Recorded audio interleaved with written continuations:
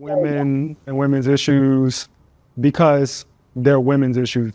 It doesn't matter that I got 8 sisters. It doesn't matter that I got a wife. It doesn't matter that I got a daughter. It doesn't matter. My proximity to women does not matter. Am I caring about their issues? I care about their issues because they are women and women are important and women deserve great things, right? I had a conversation recently with a woman that I really respect, and she was like, look, Black women have always prioritized our Blackness before being a woman. Yeah.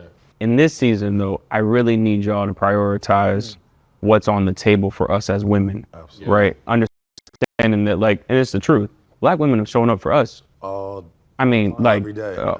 day, every day, super sometimes consistently. At the expense of themselves. And that's what she was saying to me. She was like, we have prioritized Blackness over the issues that are important to us as women. I've seen the post of so many friends today. And the results of the election were telling. And I'm not going to talk about that, but what I'm going to say unequivocally is thank you to Black women. And I want to tell you, do not allow the results of yesterday to distract you, dissuade you from the greatness and brilliance that you are. To the women that have loved me, those are my family, those around me, my friends, thank you.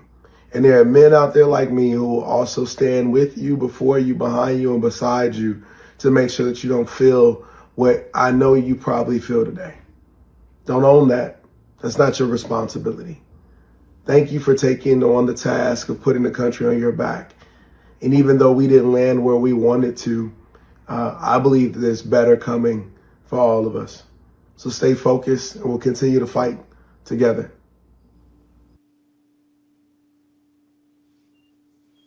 You know who's not having a hard time today with whatever the result was today, that I just finished having like maybe 2 hours of conversation prior to getting on this live, are married women. Married women are not having issues with whatever the result was. At least that's the sentiment that I've just been hearing that they've shared. Can you please elaborate? Because it doesn't make a woman a wife, but that's a different conversation. Please explain what you're talking about, because some of us have been married for years, over 10 years, and some of us, have never been married. But please explain what you mean by that. I mean, there's nothing really to explain. It's not really my gripe to share. I've had conversations with a few that I know, and I've had asked them the question, like, what's your stance on the aftermath? And a lot of them were like, well, it's disappointing in the direction that I went. I was voting for women. Some were voting for Trump. Some told me. But they didn't seem bothered. And I asked them, like, why are you not bothered? They're like, at the end of the day, I'm like married. So I have more. One of them said, I have other more important concerns than getting roped into the debate on, what women want to do. Like, they feel secure in their situation. That's essentially why I got up. Don't shoot the messenger. So let me ask you a question. In 2024, what are these women issues that women are still dealing with in 2024?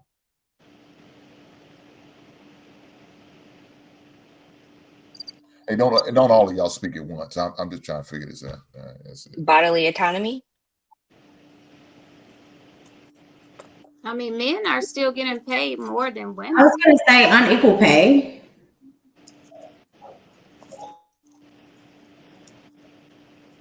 So we got two things that was named. That's Ali, you said body autonomy, right? And then somebody said equal pay. Okay. How about equity across the board? I mean, that's just right off the top of our heads, but when you really want to look at it, equality and equity are two different things. For the longest, men have been leading in like salary and rights and all sorts of things. We still don't have a female president. So, I mean, that's enough in and of itself to talk about what we're still fighting for in the country. Like, well, did you just say right? Maybe have a good enough candidate to win the election, ma'am. If If you don't have a good enough candidate, you don't deserve to So have a you mean female to tell president. me in all the years that we've had this presidential election, a woman has never been good enough? Come on. Really? How many have ran, ma'am? How many I have understand ran? that, but that's another problem in and of itself. Well, then And it has nothing if to you're not do in the with race, you can't. qualifications. If you're not in the race, you can't win the race. Okay, so I'm gonna let that rest there because we can go down that rabbit hole, but that's a bigger issue. I mean, That's y'all did that's vote what for I'm saying. Hillary, though. But Brittany, you know, anyone can run for president, though. You can run for president. And when you start peeling the onion and the layers that go along with that, then we're gonna start uncovering a lot of other issues and why women have not ran. But But women I have don't have ran though. We So now you're making just excuses, man. Now you want to make excuses. Hold on, y'all. That's One what at you're a trying to do. yeah. It's a Wait, hold fact. on. hold on. Wait, One at, hold on, Hank. So we now have seen two women run for president to where they were on the presidential ballot.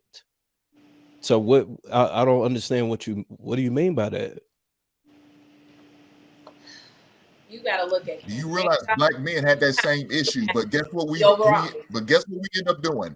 Guess what we end up doing? We kept going. Jesse Jackson tried.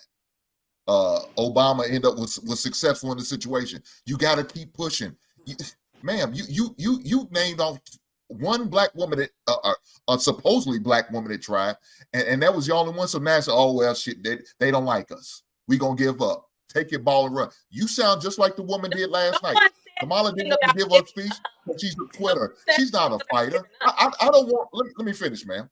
I wouldn't want a woman like Kamala to be the president of the United States. She's not a fighter. She was giving up. She didn't want to come to her own alma mater and have the speech. Left them people there for over 6 hours waiting to hear her sorry ass, and she scattered off and sent that brother out there to give up a concession speech because her sorry tired ass didn't want to do anything.